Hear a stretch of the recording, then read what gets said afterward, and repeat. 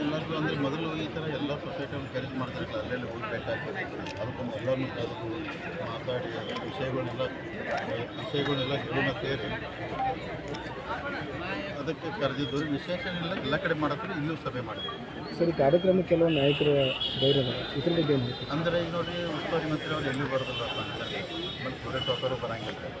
ಒಂದು ಲಕ್ಷ್ಮಣ ಸವದಿ ಅವ್ರು ಬರ್ತು ಅಂದರೆ ಡೆಲ್ಲಿ ಬರ್ತೈತೆ ಮಾತಾಡಿರ್ತಾರೆ. ಸೊ ಅಷ್ಟೇ ಆಲ್ಮೋಸ್ಟ್ ಎಲ್ಲರೂ ನಮಗೇನೋ ಗ್ರೂಪ್ನಲ್ಲಿ ಮಾಡ್ತಾರೆ.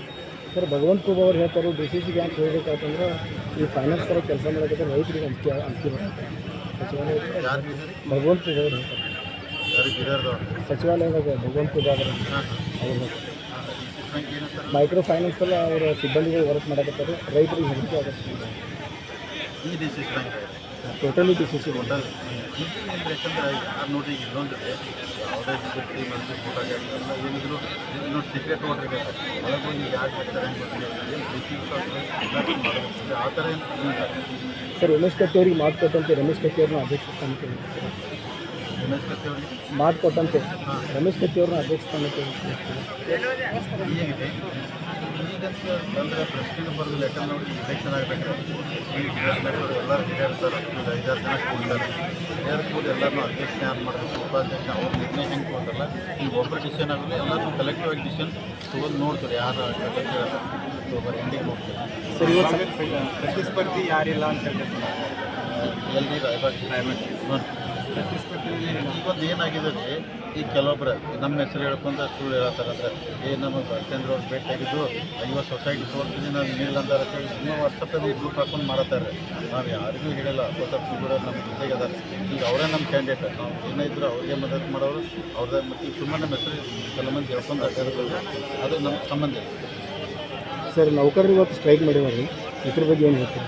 ಸಾರಿಗೆ ನೌಕರರು ಈಗ ನೋಡಿ, ಯಾಕಂದ್ರೆ ಈಗ ಸರ್ಕಾರ ಅಂದರೆ ಇದೆಲ್ಲರೂ ಶೇರ್ ಮಾಡ್ತಾರೆ. ಮತ್ತು ಇಲ್ಲ ಮತ್ತು ನಾ ಪಾರ್ಟಿ ಲೈನ್ ಮೇಲೆ ಬರಬೇಕಾಗ್ತದೆ.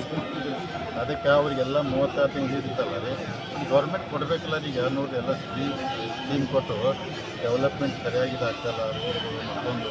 ಅದಕ್ಕೆ ಅದನ್ನು ಅವರೇ ಗೌರ್ಮೆಂಟ್ ವಿಚಾರ ಮಾಡಿ ಈ ಕಡೆ ಅವ್ರನ್ನೂ ಸಮಾಧಾನ ಮಾಡಬೇಕು, ಈ ಕಡೆ ಇದು ಮಾಡಬೇಕು.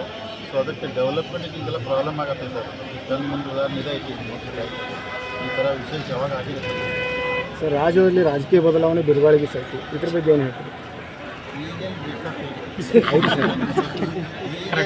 ನೋಡಿ, ಕಾಂಗ್ರೆಸ್ ಅವರು 138 ಸೀಟ್ ಗೆದ್ದಾರೆ. ಅವ್ರು 5 ವರ್ಷ ಕಂಪ್ಲೀಟ್ ಮಾಡೋರು ಅವ್ರು. ಇನ್ನು 2028ರಾಗ ಏನು ಇಲೆಕ್ಷನ್ ಬರ್ತೈತಲ್ಲ, ನಮಗೆ ಅಂದರೆ ಧೈರ್ಯ ಐತಿ. ಅವಾಗ ನಮ್ಮ ಅರ್ಜುನ ಇಲ್ಲ, ಅರ್ಜುನ ಪಾರ್ಟಿ ಬರಂಗಿಲ್ಲ. ಸರ್ ವಿಧಾನಸೌಧ ಬರಬೇಕಿತ್ತು, ಯಾಕೆ ಬರೋಣ ಸರ್?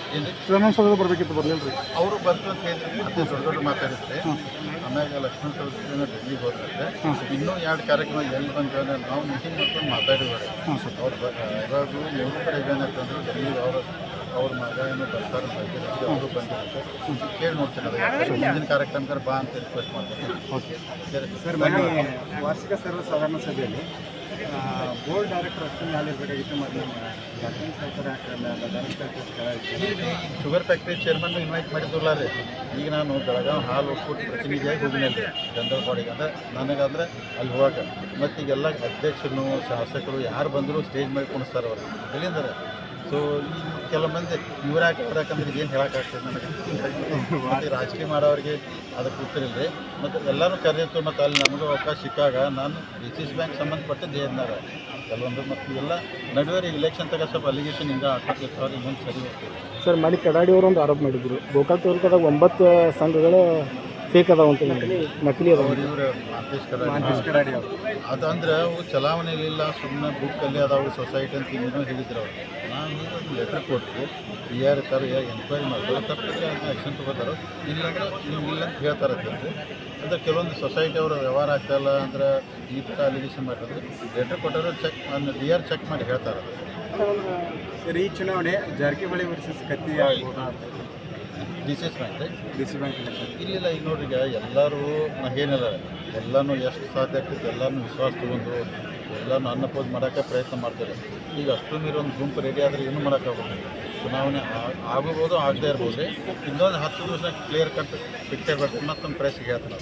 ಸರ್, ಈಗ ಚುನಾವಣೆಯಲ್ಲಿಂತ ಕಂಪ್ನಿ ಬಂದಕ್ಕೆ 500 ಕೋಟಿ ರೂಪಾಯಿ DCC ಬ್ಯಾಂಕಿಂದ ಲೋನ್ ಕೊಟ್ಟಿದ್ದಾರೆ ಅಂತ ಸಾಮಾಜಿಕ ಜಾಲತಾಣದಲ್ಲಿ ಹೊರಡುತ್ತೆ. ಅದು ಯಾವ್ದು ಏನು ಗೊತ್ತು?